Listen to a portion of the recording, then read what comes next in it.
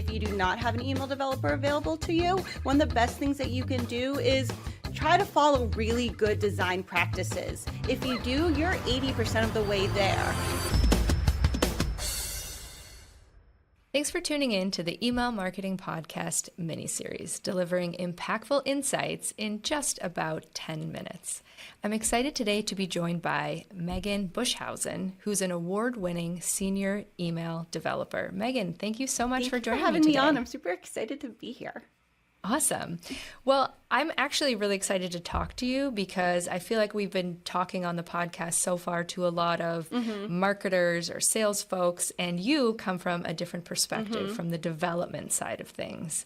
And one of the things that I love that you talk about is accessibility, specifically email accessibility. So I'd love for you to talk a little bit about what that is and what your role is as a developer in helping to improve email accessibility. So at the crux of it, email accessibility is just making sure your email can be read by and interacted with by the largest audience possible, no matter what abilities they have. So you have people, across the globe who have permanent disabilities. Maybe they can't tap a screen well, or maybe they're low vision or even no vision. Maybe they have a temporary disability, a broken arm. Maybe they're holding a baby and it's hard to interact with an email. So I really believe one of our roles as email marketers, email developers, just across the email space, is to make sure our emails are designed and created in a way that no matter what a person is doing, that they can interact with our emails and can click through to take whatever action that you need them to take, and we leave them with a good experience. That's awesome. So I'd love for you to explain an example of poor accessibility. So can you talk about maybe something that you've seen that you've helped improve in your position? Yeah, so I would say the biggest ground floor thing I see in the industry is when email marketers, and this is very true, especially in e-com brands, will send these image-heavy emails. And I understand why they happen. It's not something I advocate for a host of reasons, but they'll send these image-heavy emails and there will be no alt text on the emails. And alt text is the text that shows if emails are not loading. Say somebody gets an email and they don't have images loaded by default, they're not going to see your message. And if you have no alt text, they're not going to know what that image says. Or if somebody is reading your email via a screen reader, so it's all audio and there's no alt text on those images, then your user has no idea what your email is about and they can't take that action. And if, say, you're selling something in that email and someone can't take action, then you're missing that sale. And it leaves them with a bad experience. So then they lose trust in your brand and they may leave and never come back. So that's probably the simplest thing somebody can do for their emails, is to add that alt text to all their images. That's a great thing for laying the foundation. But if you could give advice to marketers out there right now, in addition to alt text, what are some other things that every marketer should be doing to ensure accessibility? So the level of the best practices of accessibility that you can do kind of depends on how your program is set up. As an email developer, I can do way more than somebody who is using a drag and drop editor. So on here, I'm going to assume that you may not have an email developer available to you. And if you do not have an email developer available to you, one of the best things that you can do is try to follow really good design practices. If you do, you're 80% of the way there. That means utilizing things like headers, use white space, which is just letting things breathe, so you're not squishing all your text together. When you are writing your body copy, if you are using paragraphs, left align all that text. I see center align text all the time. Left align it if it's more than 3 or 4 lines. That gives people's eyes an anchor to follow. When your text is centered, then your eyes are not anchored. You're going to different spots on the screen to read the next line. That can cause cognitive fatigue. So align that to the left will be your best bet. Make sure that text is at least 16 pixels in size. On mobile, I actually often like to bump that text size up to 18 pixels. because that'll make sure that everybody can read it well. If you have an audience that skews older, maybe you want to think about going up to 21 pixels. I've done that for like a grandparent audience before. I used to send out emails that were to like parents and grandparents, and that design differed depending who the emails were going to. I would also use buttons with really good contrast. Make sure those buttons are nice and big to press. And if you do those 3 or 4 things, then you're 80% of the way there, and you're well on your way to making super accessible emails that pretty much everyone in your audience is going to be able to interact with. I love that you broke it down by audience type, because I think a lot of us think about, from a content perspective, what is the messages that we're getting across for each type of audience, but from a visual perspective and an accessibility perspective, knowing the needs and the wants of your audience is just as important. Yep, absolutely. Awesome.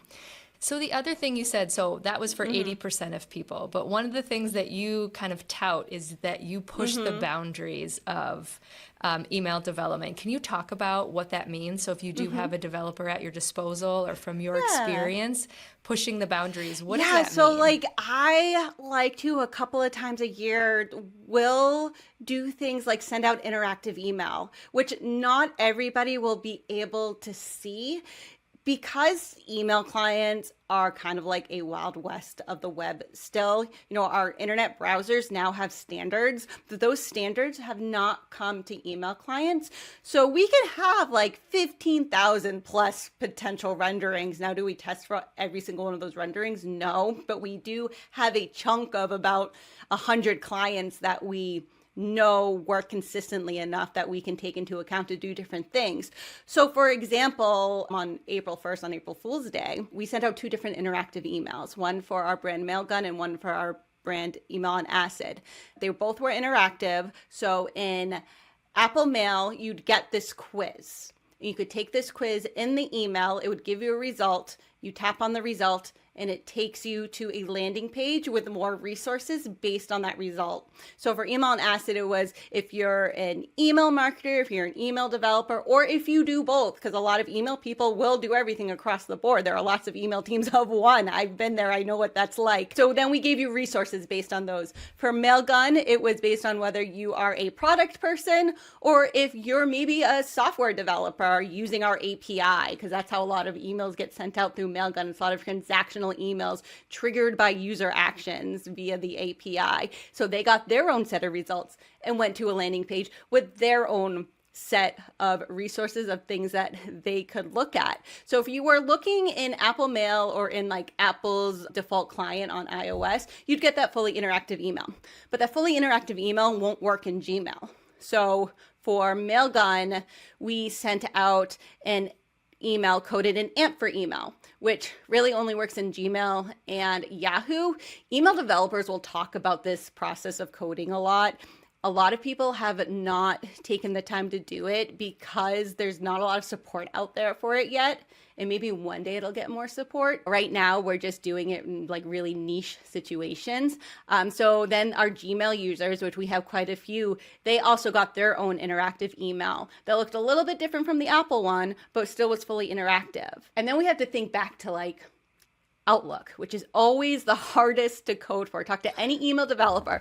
What's the hardest email client to code for? It's going to be Gmail and it's going to be Outlook because there are so many different quirks. So for Outlook, Outlook.com is very similar to some of the other email clients. That one can get a partially interactive version of this email. So they got their own interactive version. And then everybody else just got a static headline with a button, went to their own landing page. We rickrolled people because I like to rickroll people. And then they got a link to just the actual interactive email if they wanted to click around. So we just sent that out. It was a really fun experiment. I've also done things like animation we do a big conference called Email Camp. It's virtual and free every year in the fall. And last year it was all space themed. So the big announcement email that went out before you got the actual content of the email, if you were looking at it in Apple, you actually got intro text that looked like the Star Wars theme, that intro.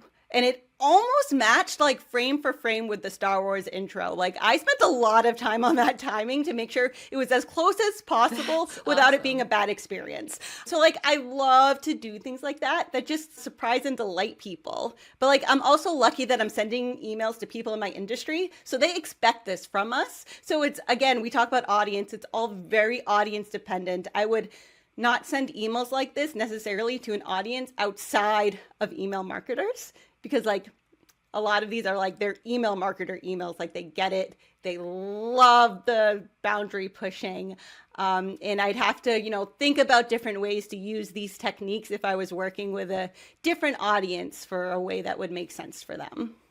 Got it. Well, that sounds great. And what a great innovation to be able to do that. I need to check out that Star Wars. That sounds awesome. So in terms of back to that accessibility topic, so if somebody was thinking, I'm not sure if my emails are accessible at this point, what advice would you give them to get started and to try to push their way towards more accessibility? Yeah, so if you have access to the code, there are accessibility tools out there. So Email and Acid, the QA tool that I send out emails for, does have accessibility tools in it where it will check things like color contrast. It'll check the code for different things that if you can fix them, you can fix and whatnot. So you can always utilize a tool like that. You can also use Parcel, which is the HTML editor that I use to build emails. They have an accessibility checker in their tool that'll tell you where all the problems are. I can tell you from hearing from people who start this journey, they get very overwhelmed quickly and they don't know where to start.